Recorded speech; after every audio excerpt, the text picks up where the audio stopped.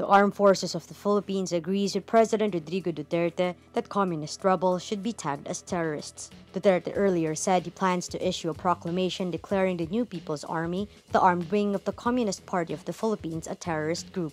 Duterte also said he is, quote, not anymore inclined to pursue peace talks with the communists.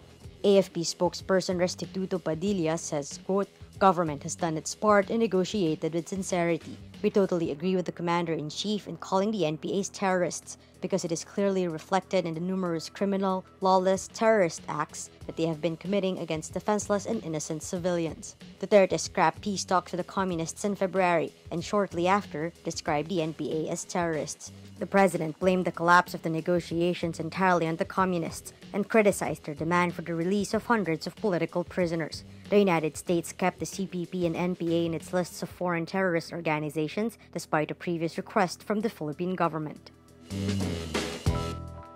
Transportation Undersecretary Thomas Orbos on Sunday says deteriorated public utility vehicles will be phased out starting January.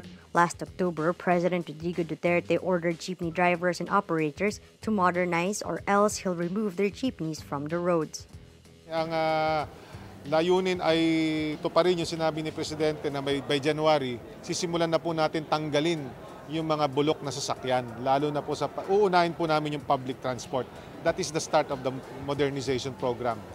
Under the PUV modernization program, jeepneys 15 years and older and non-Euro 4 compliant engines must be replaced with the new models prescribed by the government. Orbos says around 180,000 jeepneys need to be replaced. Orbos adds Land Transportation Office motor vehicle inspections will also start in January. Philippine Ambassador to the United Nations Locsin says he would push for the country's abstention instead of voting against when a UN draft resolution goes to plenary.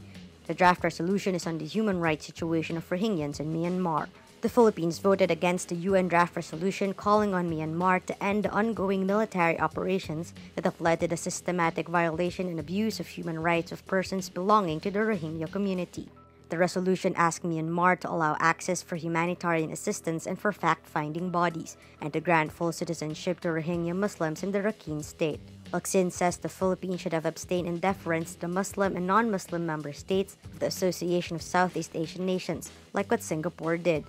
Malacanang on Saturday explained the issue in the Rakhine state is a complex one, saying isolation and censure would only add to the difficulty the people there are now facing.